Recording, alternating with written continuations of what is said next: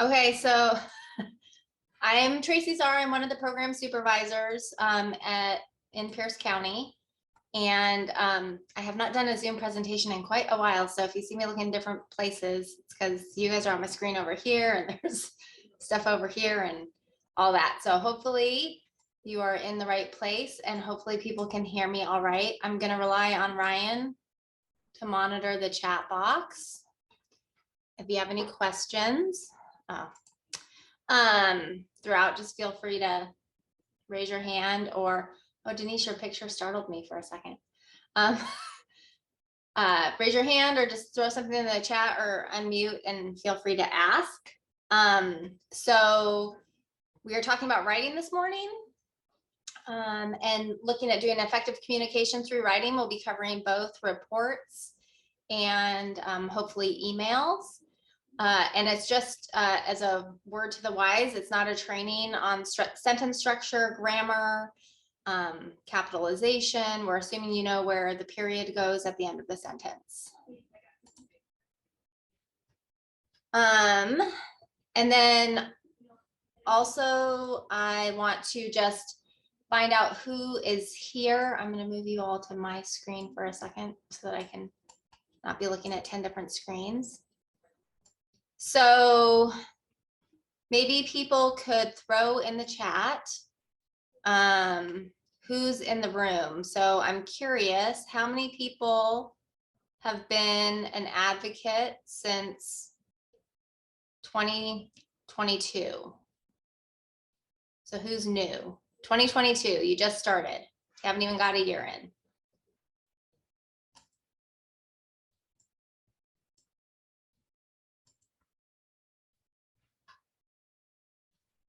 And then what about 2021? How many people? Oh, 2018. That might be easier. How about you throw in what year you started?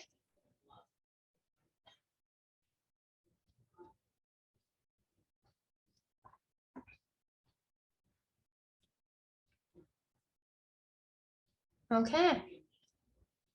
And then if you could also throw in what county you're from, that would be helpful.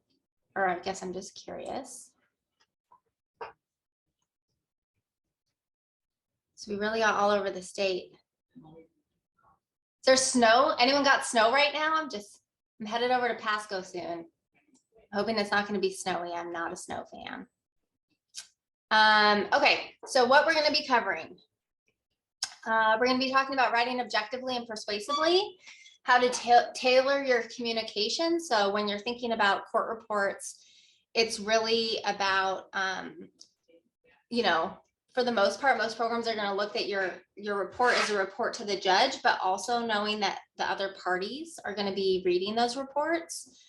And also often your court report is going to be the one opportunity you have to communicate with the judge outside of your verbal presentation in court. So you want to make sure that they have something that is clear and has a good understanding about where your recommendations are coming from. We're going to talk about writing concisely. So if you don't have to use a big word, you don't need to use a big word. And also you don't have to just write for the sake of writing. And then last, we'll cover some tips for court report writing and email writing. So the first part is about writing objectively. So when you hear the word write objectively, what does that mean? So you can throw stuff in the chat or you can unmute and put it out there. Being direct. Being direct, okay. Without personal bias. I'm reading the chat. State facts unbiased. Facts rather than opinions. Facts rather than opinions. So if you were going to write something objectively about Ryan, what would you write?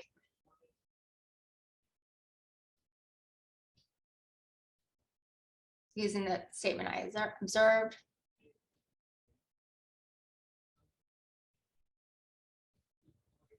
And just so you all know, I'll be doing the second half of this training. So we will also be talking about how to objectively observe Tracey when she's gone. Thanks, Ryan.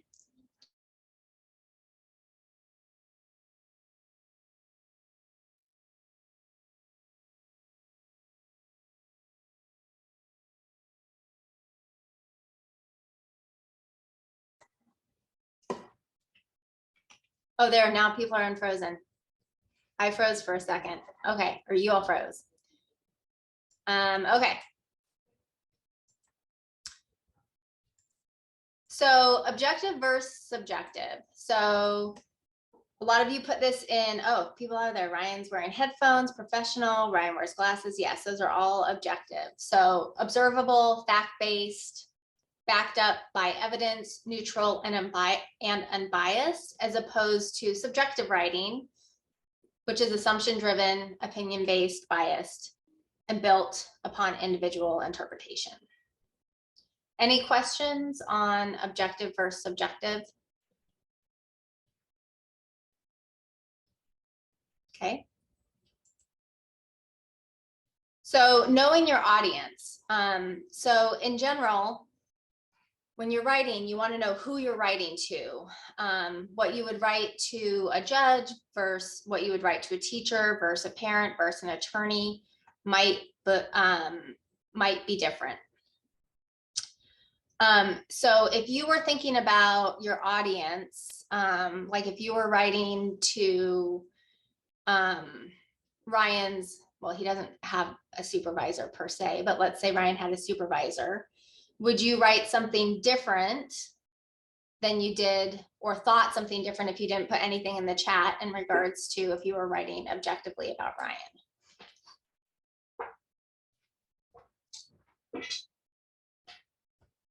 So for example, if you were going to write to Ryan's supervisor, then you might talk about his performance, how he puts things together versus how, you know, what you personally observe about him. So it's the same thing with our court reports. It's the same thing with email. You really want to know who your audience is when you're writing to them, and who you're writing to really matters. So I mentioned this earlier, but at the end of the day, like your court report is really for the judge to have information in order to make a good decision, because they're the decision maker. So what you say to them matters.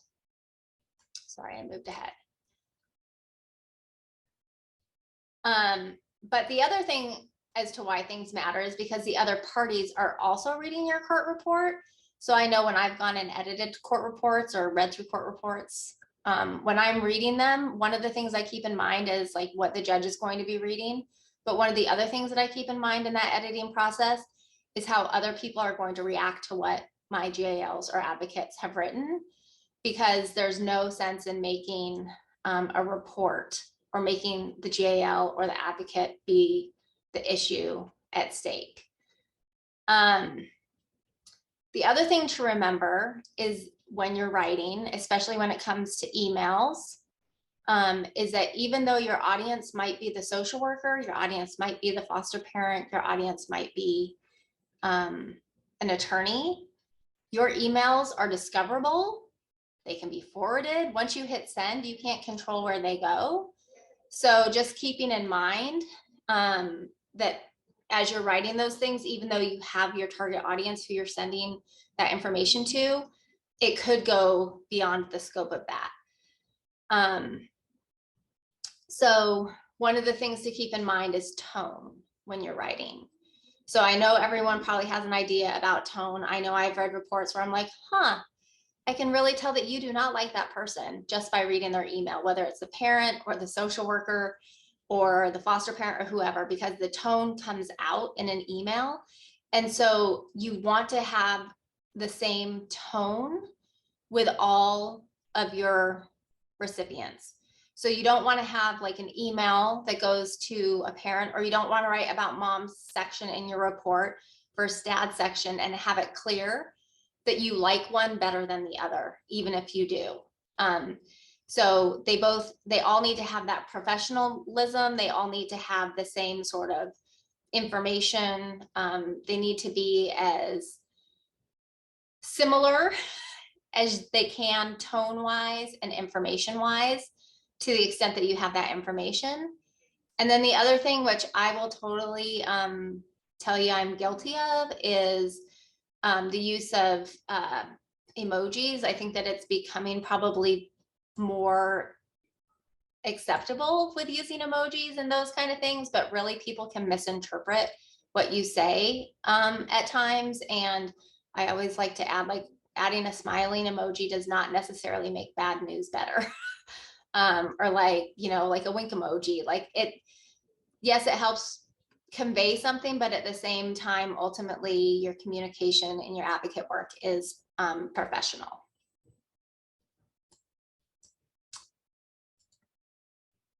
So examples of subjective versus objective writing.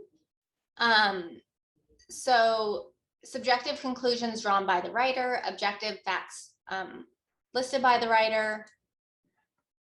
So here are some subjective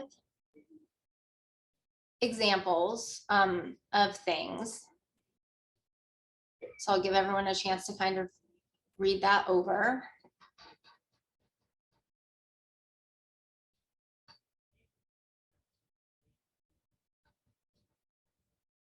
So, and then the same statements or similar statements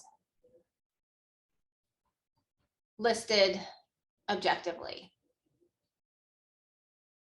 So is anyone willing to either unmute or put in the chat kind of what they see in the something different in the statements, or how you'd maybe highlight how they're different?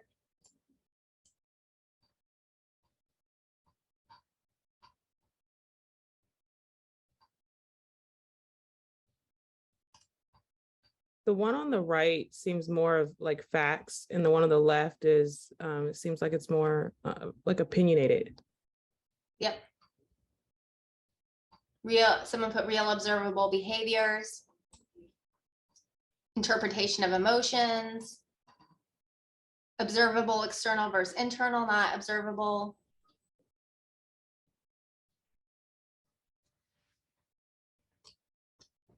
Exactly. So objective statements are usually based on quantitative data or direct observation, right? Like how many times someone attended a class, versus subjective statements are interpreting what you're seeing. I think, I feel, in my opinion. And it's not to say that there's not a space for subjective information in reports in particular, but really having data goes a lot further in maybe getting your position across or explaining what's going on.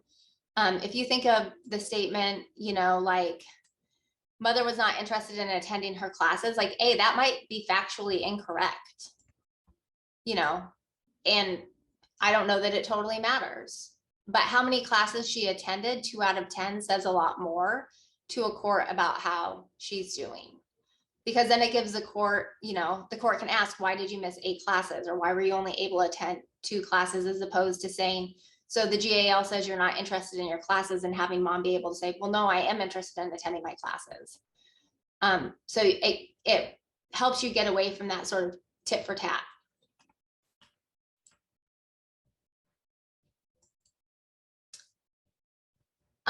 So Ryan, are you prepared to send people to a breakout room?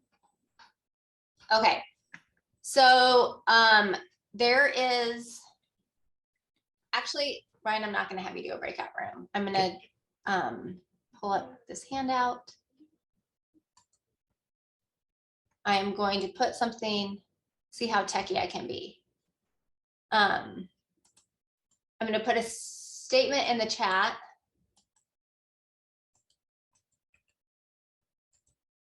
Okay.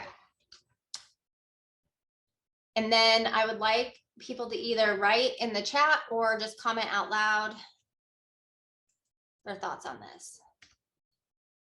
So the statement is the mother and child, the mother-child visit went well. So how might you improve that statement to make it more objective? Because that's subjective. You're assuming that it went well. You're saying it went well. You're not giving much description. So how might you make that statement talking about a parent-child family time visit that it went, you know, went well? So you can either unmute and suggest, or you can throw something in the chat. Details of your observation. Yep. So so Mary put the mother sat on the floor with Joey and put a puzzle together. They were laughing, include descriptive facts, describe what they did. The mother and child sat together and read a book. Yeah, so more description about what was going on.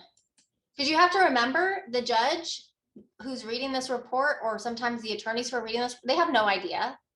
And what well is to me might not be well to Sarah. Sarah might be like, that was a terrible visit.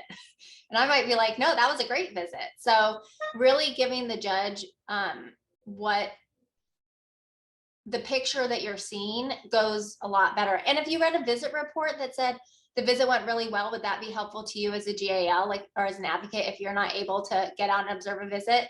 You'd be like, what's this? What do you mean the visit went well? Like, what does that mean? And so I think that is, so someone lists the things mom did and the way child responded. Exactly. So we're wanting to show people, or we're wanting to tell people. And then it's also objective. The judge or a parent attorney or whoever can draw their own conclusion about what that was. Now, with the statement, the visit went well, it is fine to include that statement, but you want to give the descriptors as to why. So you want to tell that, so you can leave it out, but sometimes it's nice to have a leading sentence like, family time between mom and child went well, and here are all the reasons why it went well, or whatever that looks like.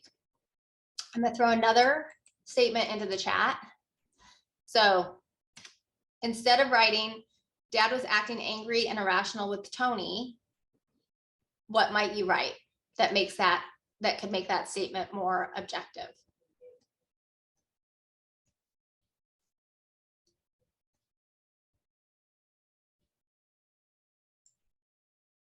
Sorry if I didn't tell you at the beginning this was going to be interactive.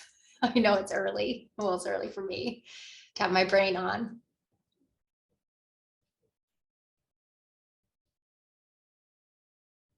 Dad raised his voice with Tony during playtime. And if it's easier to unmute and just say it out loud, you're welcome to do that as well. Dad yelled at Tony, no, come over here.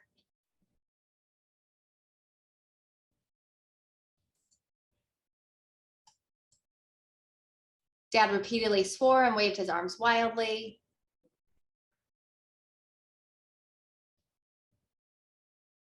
Right, so you guys are getting the idea. So it's really about, rather than, you go to a visit and you watch it and you come to a conclusion about something, rather than writing that conclusion, give the judge or the person whom you are writing to, give your audience the reason for your conclusion so that they can maybe also get to that conclusion. Any questions?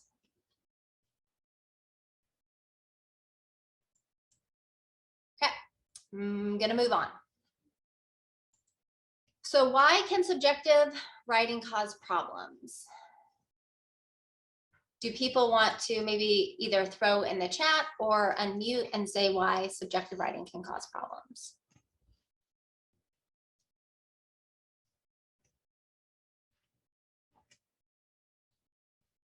If you have a tone that lets people know that you don't like a party or one of the parents or something, that can become the focus of, that bias can become the focus of the case rather than what needs to be the focus of the case.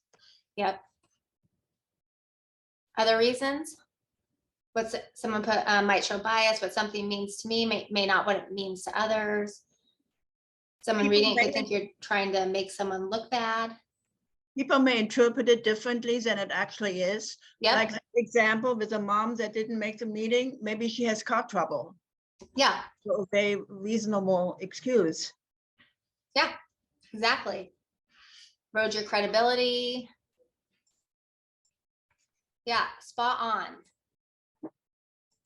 So a couple of the things that I have also thought of, it can be difficult to defend and prove subjective statements. I like that time waster. Sooner or later, the facts must be presented. Attorneys may challenge any subjective statements. And so again, that pulls away from, maybe like something like legit, I hate the word legitimate, but something that's really going on in the case. It really detracts from the case and makes the writer, in this case, us, become the focus. And subjective language inflames people. So there's nothing worse than like pressing someone's button, when it's not necessary. And so subjecting writing can put the focus on you and away from the child's best interests, which is really what we're here for. What is the point of writing objectively? So when I say you can use data, well, let me get through this.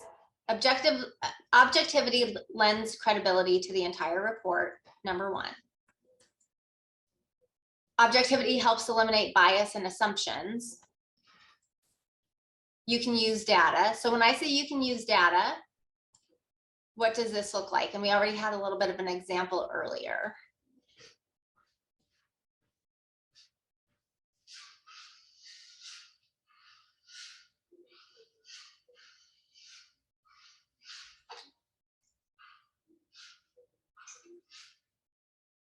Because data can be a really strong, persuasive way to write. So rather than saying a parent, missed a couple UAs, to say a parent, missed 10 out of 12 UAs, or on the flip side, in a positive, the parent made 20 out of 22 visits, right? So it can, or a child has been in out-of-home placement for 12 months, as opposed to saying, or a child has been, has had this many therapy appointments. Like, it just lends itself to more persuasiveness. And the other piece, especially if you have they've done this out of that many, it also gives more information to the court. So if you say a parent missed 2 UAs, well, how many were they offered? Were they only offered 2? Were they offered 20? So if they were offered 20 and they only missed 2, like, in the grand scheme, that's probably not as big of a deal if they missed like 100% of what they were supposed to be doing. And I know it takes time to get that information, but it can lend more credibility and more strength to your report writing. Sorry, I keep having like weird messages pop up.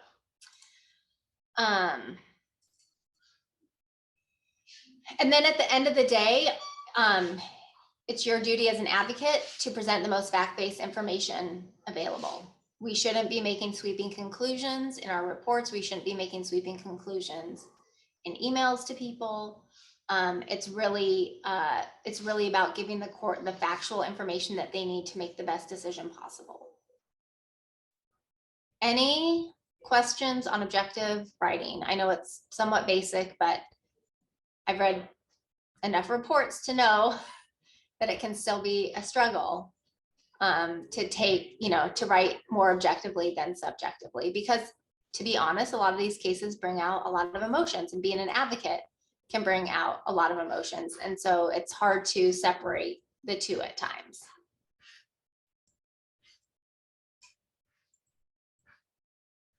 So the next piece that I want to talk about is writing persuasively. So persuasive writing is presenting reasons and facts to influence action or thoughts.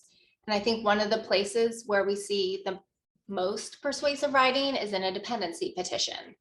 So when a dependency petition is filed with the court, they're putting forward the facts that they want in order to get what they want, which is for the court to order that a child be dependent, or that a dependency action open. I think the reports, the petitions that are being filed nowadays are a little more fact driven, but if you read a dependency petition and then you read your discovery, if you get that, you might find that there are gaps of information that are in the discovery that weren't in the petition because it wasn't necessarily helpful to the petition. So lawyers write persuasively. That's what they do. They want to get something, and so that's how they write.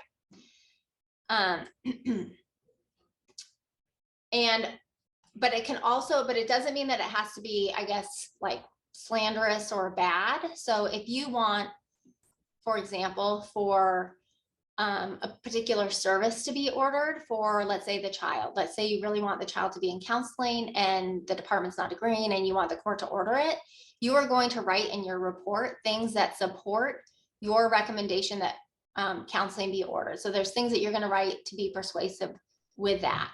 So that's when we're talking about writing persuasively, it's to get something that you want.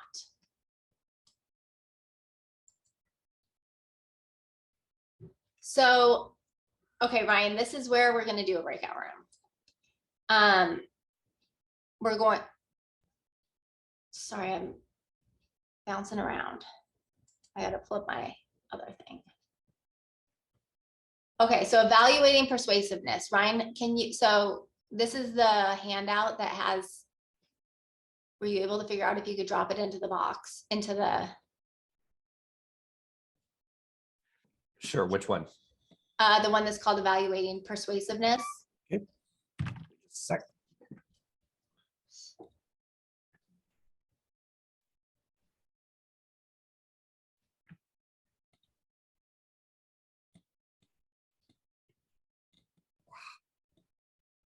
Or if I put the statements in the chat, will they, oh, there, okay. So Ryan just put a document in the chat called Evaluating Persuasiveness, and there are 5 statements that have different sentences rated from 1 to 10, least persuasive being 1, absolutely convincing being 10. So what I would like Ryan to do is throw you into breakout rooms and to look over the statements for evaluating persuasiveness. If you can just get through, like, pick 3 of them and then rank them as far as what you think. Let me get to the next screen. And then as you look at the ones that you evaluate low on the persuasiveness scale. So let's say you give one like a 1, 2, or 3. What might you do to improve that to make it a more persuasive statement? And I think we'll take like 5 minutes. Perfect. Do you want to share what you guys discussed? I'd like to speak up about one thing, if you Yep. can hear me. Seems to me there's a difference between what you put in the body and the factual part of the report, and then your recommendations. So like number 3, given the mother's prior history of substance abuse, advocate recommends you submit to random drug testing. If you've given the prior history in your report, then maybe that's pretty adequate for the recommendations part and enough data. I don't know, or objective enough. Yeah, so so for those that weren't able to see the handout, you should be able to access it in this chat, but there's one that's, the statement is just what she said, given the mother's prior history of substance abuse, this advocate recommends she submit to random drug testing.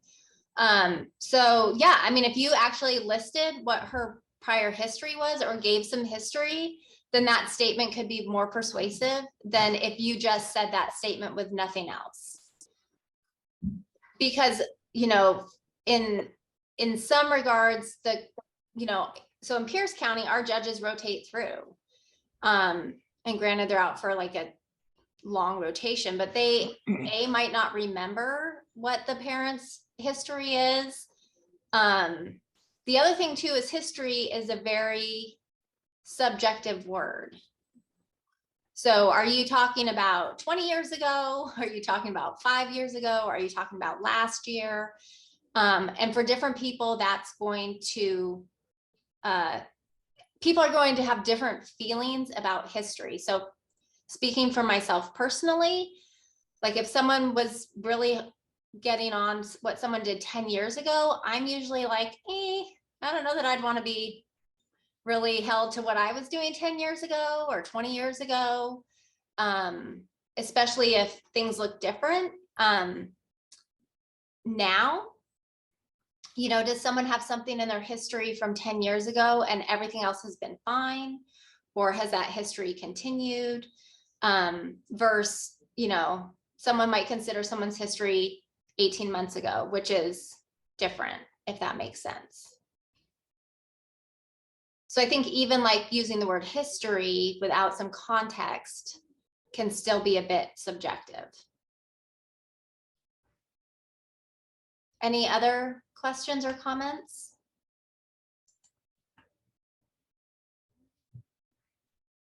Oh, Brian said I'm not sharing my screen anymore. Hold on.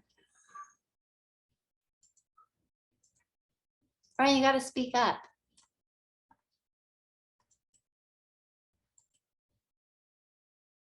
I'm trying to be your silent support person. I know, but I'm a there. That makes And these sense. people have been seeing me for almost a week and a half solid. So the less, the better at this point. Okay, can everyone see my screen now? I told you I have not Yes. done a Zoom presentation forever.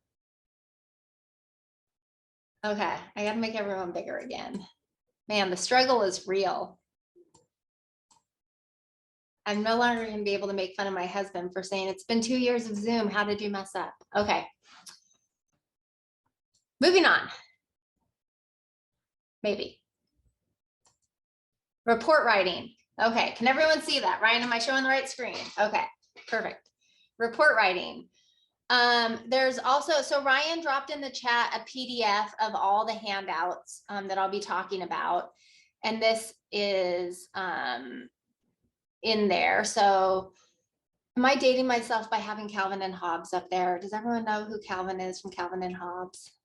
I'm Yep. finding as the years go on, all my references are getting outdated. Okay, so court report writing tips. So you want to be child focused and family centered in writing a report. So for example, what that might mean is when you're writing about family time, you're including information about it from the child's perspective, not just what the parents are doing. Also in this section, also when you're thinking about writing like a child focused report, in the kids section, you might be putting a little more fluff. And by fluff, I mean like they're very cute and they, you know, like they're entertaining or, you know, whatever it is to paint a picture of what a child is like, because often that's what we're doing for the court is that we're painting a picture of the judge for the judge about what the child is like. You want to use the same voice throughout your court report. So active versus passive. So you don't want to be switching tones.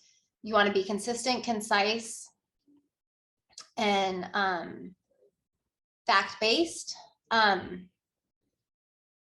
You want to be organized. You want to, so it should have a flow to it as far as like how you're writing. You don't want to, like, for example, in a kids section, right? You might start with the child's current living situation, how they're doing. Then you might cover how they're doing if they're old enough in school. And then you might cover like a medical piece and then maybe like extracurricular activities. You don't want to like interchange all of those things. So in one sentence, you're writing about the dentist, the next sentence, you're writing about school, and then you're writing about the doctor. So try to be organized in how you're writing. Having a balanced viewpoint. So talking about the strengths and deficits. So we can't ignore one or just do one and not the other. You also, and also I would say that it's important to, or it can be helpful if you, especially in like parent sections, start with the strength, start about how things are going well. Some people call it like, and some people don't like this, but maybe like a sandwich compliment where you start with like, here's all the things that are going well, here's the things that, you know, need some work, and then end it off on a positive note. Identifying all sources of information and citing things correctly. So this is this can sometimes make reports a little wordy, but at the same time, it can be one of the most important things. So if you're writing something like the child is current on their well child visits, right? Like they're up to date medically. Do you know that because you checked in with the doctor's office and you know that they're up to date medically? Or are you saying that because the foster parent or bio parent told you that they're up to date medically? So if I was going to read a statement that said the child is up to date medically, I would be making an assumption as your reader that you confirm that, as opposed to mom told me that the child is up to date medically. Because what if they're not? And you've thrown out this statement. So, you know, you write a statement, child comes home from family time and is distraught and takes 3 or 4 days to recover, right? Like, are you observing that? Or is that what their caregiver told you? So, so that's what I mean when I'm talking about being, identifying your sources of information and citing things correctly. Is it information that you have personally seen? And then that's where you can have sort of those I type statements. Or is it something that someone else has told you? Not making personal judgments and having cultural awareness as you're writing.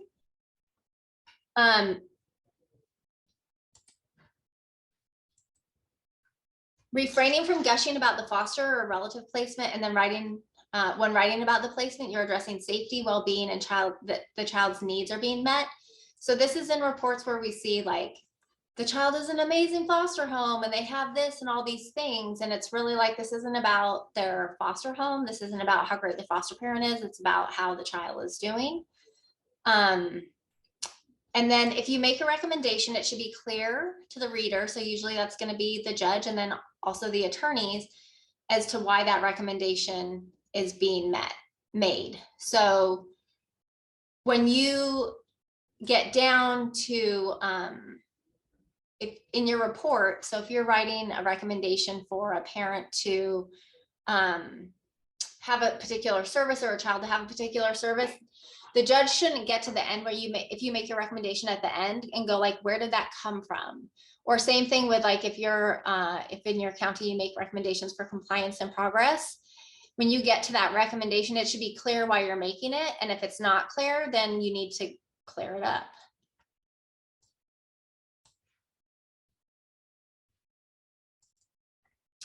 So keeping it simple. And I throw this in here because I have read reports where I'm like, I have to go back and reread it because I don't understand what someone's saying because they're using too many words. So the example, the children did not complete their homework during visitation. Instead, there were several visitations where the children did not complete the required homework. Like you're just using too many words. Like you don't need all those words in it. Using the word because instead of due to the fact. Records instead of past records. If you can replace phrases with single words, then do that. If someone, and that's why it's nice having someone read your report. I know when I read reports for people, like that's what I'm thinking, like, am I understanding what they're saying? If I have to go back and reread it, then it's not clear enough.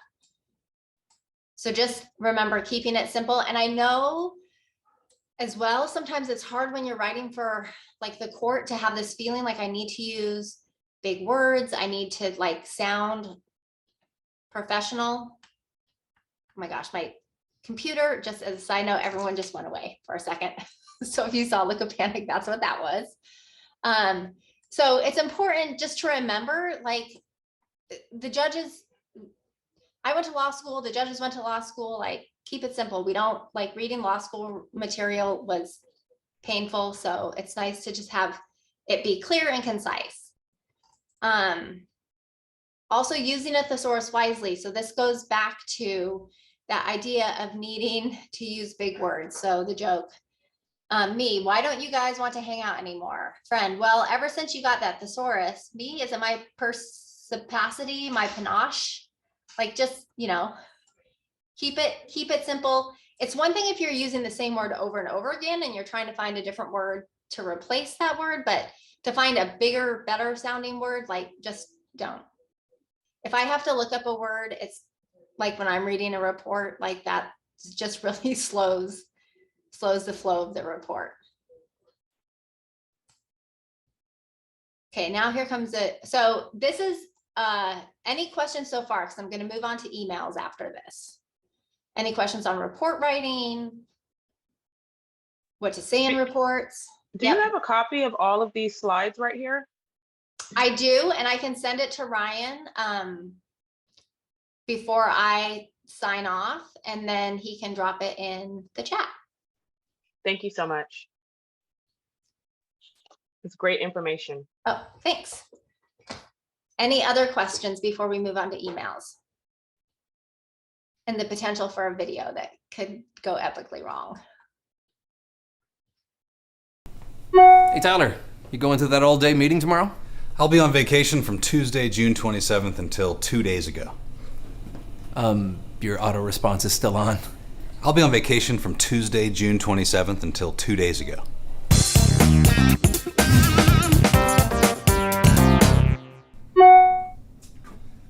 Okay, everyone, I need you to send me your reports ASAP before lunch if possible. Will do, Trip. Will do, Trip. Will do, Trip. Will do, Trip. Why are you including me in this? We'll be there around 7 tonight, if that's okay. Yeah, sounds good. Kind regards, Trip Crosby, Regional Sales Manager. Work 404-555-6112, extension 405. Mobile 404-555-3767. Email trip@biz. Success is always an option. John Maxwell, author. Here's that report you needed. I don't see anything. Oh, dang it, I forgot to attach it. Hey Beth, did you see all the submissions we got today? OMG, I know! Easy on the all caps. Sorry. It's okay. Semicolon, close parenthesis. Hey son, you have to watch this video of this cat sleeping on a horse. It is so cute. Mom, I'm at work. Dear friend, I am Johnson Emmanuel. This might come to you as a surprise. I'm the next heir to the throne in Nigeria, and I want to offer you a large sum of money. Please stop coming here. Hi Trip, are you satisfied with... Hi, I'm the administrator. I could not deliver this document. It was too big. On Monday at 10:37 a.m., Paul wrote, "Hi Trip, this is the latest version of the document you were looking for. Hope it's not too late. Paul." Yeah, I know what I wrote. Hey, really looking forward to seeing you guys tonight. Oh yeah, circular disclosure. The information transmitted just now is intended only for the person or entity to which it is addressed, and it may contain confidential and/or privileged material. Any review, retransmission... I don't know what that means. Inbox full. That's what he said. Hey, what's this poker game I hear about this weekend? Who's that guy? You mean to bring anything, or? I meant to invite a different David. Rain check? Okay, so hopefully you kind of got the point of what was happening, which was them acting out emails being sent and all the things that might be included in emails. So that was just a little pause or a little transition as we move into email writing. Okay, so this is honestly one of the places that probably can trip people up in a lot of ways, and you don't realize it until your case goes into a place where discovery is requested and all your emails are requested, or when you get the department's discovery and you read all the emails that you've sent to the social worker and you're like, oh my God, I can't believe I wrote that in an email. So first of all, so how to do it better. So and again, I can't emphasize this enough. Your emails are discoverable, which means the parents' attorneys can read them, the assistant attorney general can read them, the parents' attorneys can share them with their parents. Anyone who is a party is entitled to reading your emails. We had a case here recently that they requested discovery on, and our attorney did the discovery for it. And she pretty much was like, can I just tell you guys never to send an email again? Was really where she landed at the end of it, which of course is impossible. Our work is highly email heavy, but she was just like, I can only imagine how painful it was, A, reading through all the emails, and then B, realizing that people were saying things in the emails that they probably shouldn't have said, but it can't be undone. So there we are.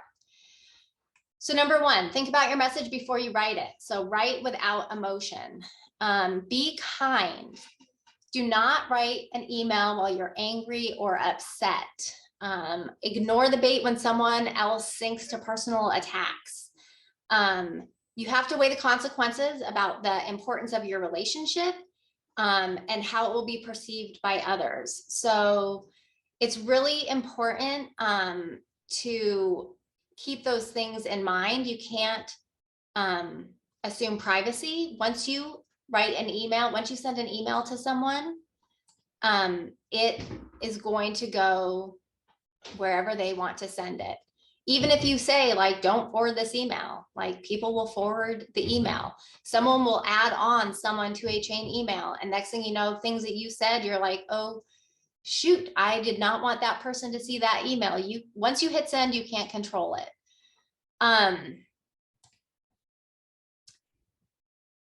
Keep the messages concise and focused, and avoiding really long emails when possible. Use paragraphs. So how many of you have gotten a really long email?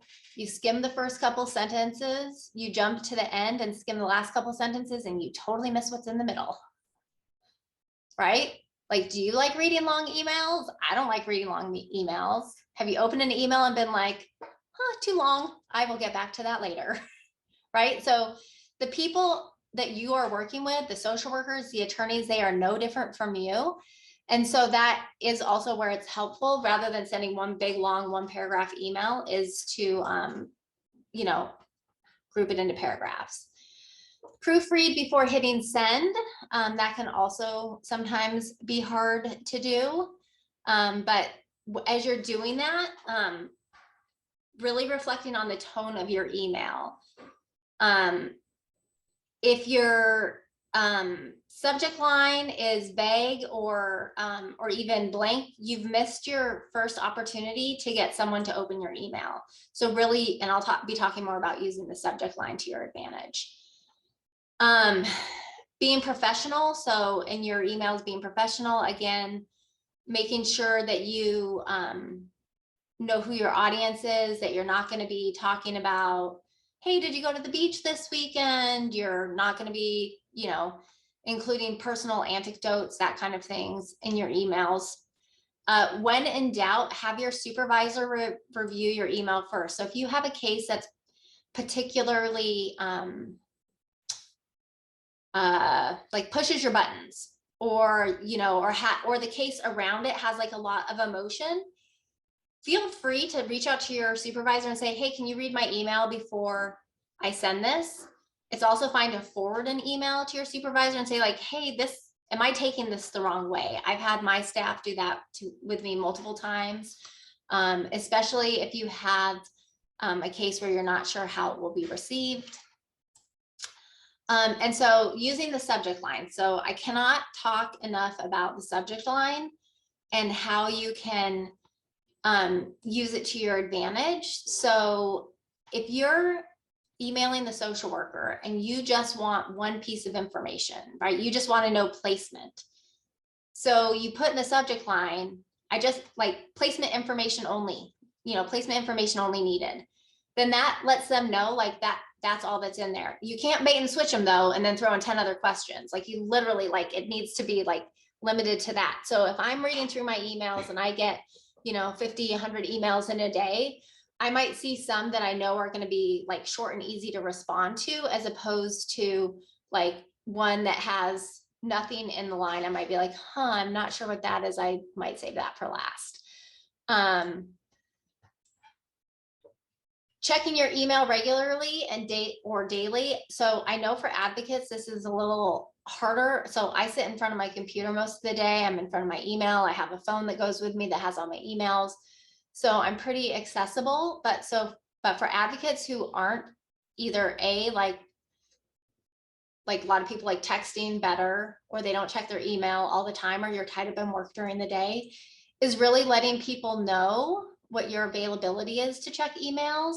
And if you get one, like let's say that you check your email for your advocate work at lunchtime, and then but you can't respond like with a thoughtful response. So send something back that says really quick, hey, I got your email. I'll be able to respond after 5 o'clock tonight. Especially if it's something that's time sensitive and important. When reading the email stream, read all the emails in the email stream before replying, and make sure that if you reply all, that who you are replying to is actually entitled to the information that you're going to share. So again, like this goes back to, foster parents, relative caregivers, information about mom versus dad, like who is entitled to that information. So sometimes people will send you a email and they've included all sorts of people on it, and you want to reply. If you don't know who someone is, take them off. If you know they're not entitled to that information, take them off. Better yet, start a different email chain with the people who are on there. And then again, also kind of reading through all the emails that are connected. Like if you go on vacation for a week and you tell your supervisor, hey, I'm out for a week, I'm not going to be doing stuff. You get back, you have like 50 emails about your case. Before you start replying to the first one you read, and I'll admit I'm terrible with this. Like I've replied to emails and then I get to the next email. I was like, oh shoot, I probably should have read this email first before I replied to that other email. So just knowing, like with email streams, it gets a little crazy. And then avoiding attachments if possible. So I don't know about you guys, but sometimes it's annoying to open attachments on emails, especially if it's something that could be in the body of the email. Like if you're including an attachment and only like a small portion of that attachment is applicable to what you're sending, can you cut and paste that into the body of the email? Can you, like snip or take a screenshot of something and put it in the body of an email? A lot of times things that are in attachments get lost, and or you like the email video, you forget to attach it, and the next thing you know, you're like, oh, here's the attachment that I forgot. Any questions on any of those? Any tips that I didn't mention that other people have?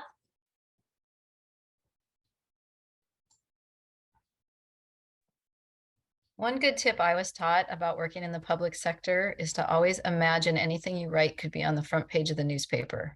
And that really helps me, because sometimes when I write something, I think, would I want to see that on the front page of the newspaper? And then I delete it. Yep. I'll just add to, most people read their emails via a screen, like a cell phone, especially the professionals that we're working with. So big, long paragraphs nobody reads those. If it's longer than a screen, yeah, people are just going to scroll through that. So use white space to your advantage.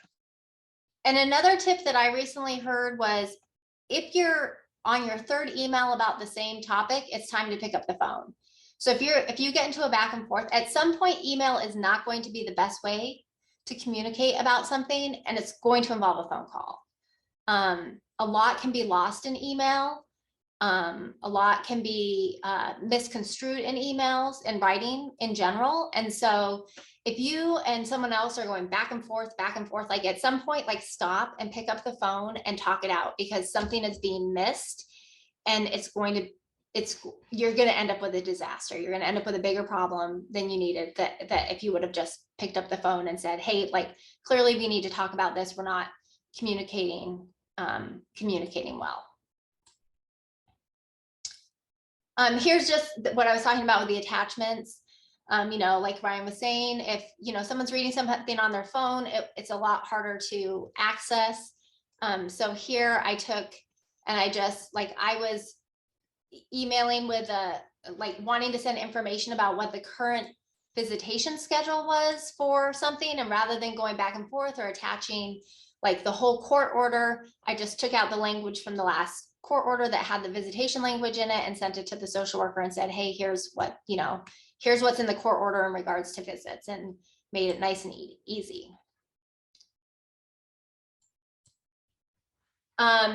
Next thing I want, so take a second for everyone to look this over. So it's an email. And we're going to look at 2 examples of the same email. And so I would like you to focus on what you see, what some of the differences are, and then being prepared to kind of share either in the chat or talking. So I'll give everyone a second to look over this email.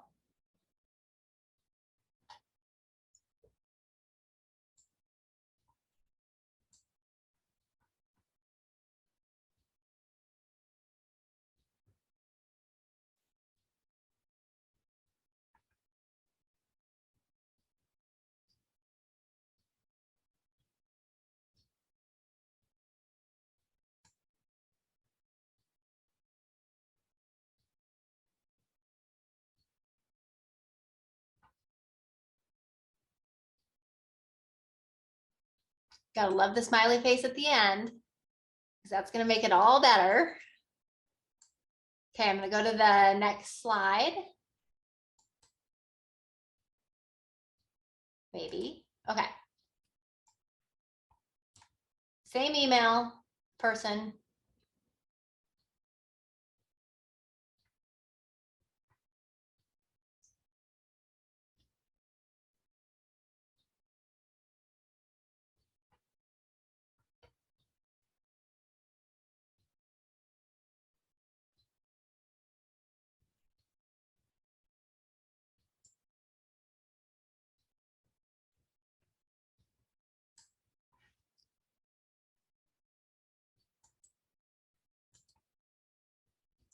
So what was different between the 2 emails?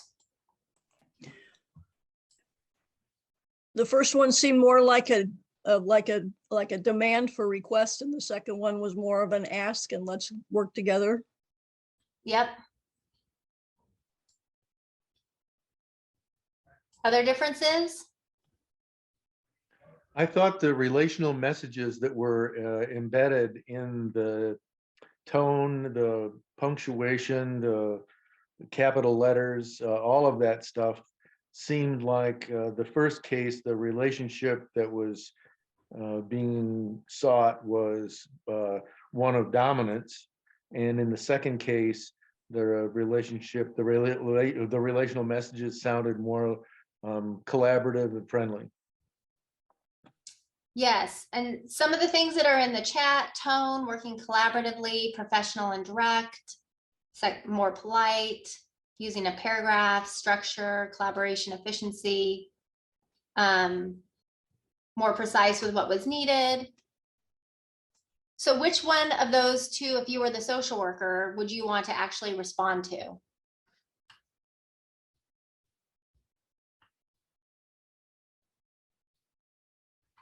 I mean, the second one, if you got that first one, or if a social worker sent that email to you, would you want to respond? Would you want to work with them?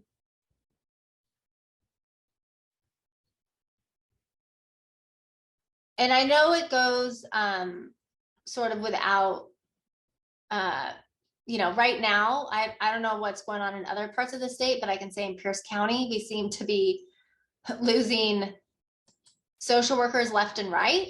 And so I think going back to one of the first tips I had, which was being kind, it's not helpful to the families that we work with. It's not helpful to the kids that we advocate for to have a revolving door of social workers.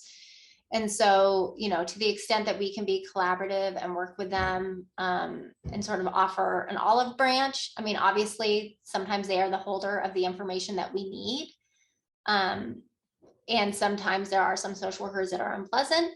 But with that being said, an email can at times make or break a relationship, especially once you get into kind of those back and forth. So the emails have the power, and also the suggestion of like calling. Like this could be the kind of situation where you pick up the phone and you make a call. Tracey, I just want to add something really quickly about this too. It's not even just about what's in the email, but there are folks out there who are visual processors or visual, that's how they take information in. And so I am one of those. If you put everything in the block of a big text, I will not read it. Like my brain literally shuts off after about the first sentence. So it's also kindness in how you want your information to be taken in, right? And a part of that aesthetic is the visual piece. That, as a visual person, is just word salad to me. It looks like a word search.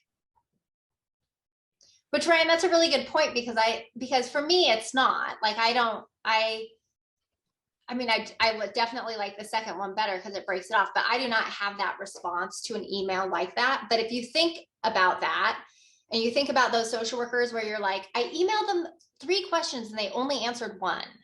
And our first inclination might be to say, like, to put meaning to that, right? Like they ignored it, they don't have the answer or whatever, but it could literally be that they just missed what you barfed out all over them in email, as opposed to anything else. And then now you're like, oh, do I have to email them again? I don't want them to think I'm bugging them. And again, it gets into that, like all of a sudden it becomes like all these like landmines that you're trying to walk through in order to, navigate this relationship.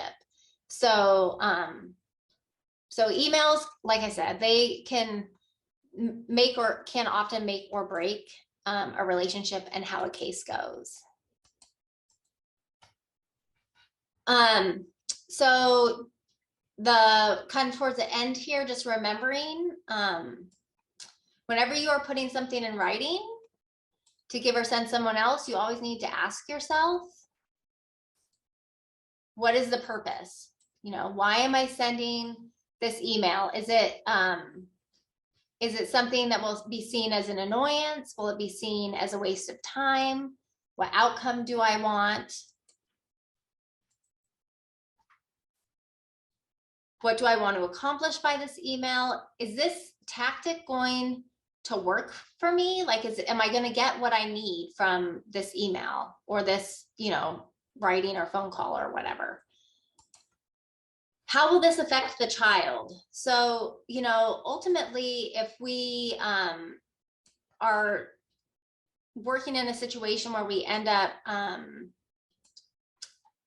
putting ourselves in a place where someone might be unhappy with our advocacy and they might call your supervisor, or they might, you might have broken a rule. Like, let's say that you accidentally, because I'll tell you, most of the time it's accidentally, but let's say you accidentally include someone in an email that shouldn't have the information, could that lead to someone asking for you to be removed from a case? And then ultimately that is a negative consequence for the child. But that is something that could happen. I've had GALs who have accidentally included a foster parent in an email about information about how the parents are doing. And then you have to email the parent's attorney and say, hey, I accidentally included so-and-so. And if it's a case that has a lot of attention, they might, even though it was an accident, they still might say, like, I want you off this case. And then we have to, go through those steps. So it's really important to sort of be double checking those things. And then lastly, how will it be perceived by others? Being your own devil's advocate. So again, I think that this is where, in those high stakes thing, whether it's your report, so hopefully, your supervisor's reading your report or an email, is really like, how is this going to come across to someone else? Does it have too much emotion in it? Sometimes it's okay to, like, if you get a really inflammatory email, or an email that inflames you and you want to, like, go right back, sometimes it's okay to, like, write that email how you want to write it, and then don't hit send, and then go back and write it in the way that it should be written, so you can get that emotion piece out. But ultimately, asking yourself, how will this be perceived by others, both, in court report writing and in email sending. So that is the end of this slideshow. Does anyone have any questions of things that were covered or even not covered within the realm of writing for court or writing as a part of your advocacy?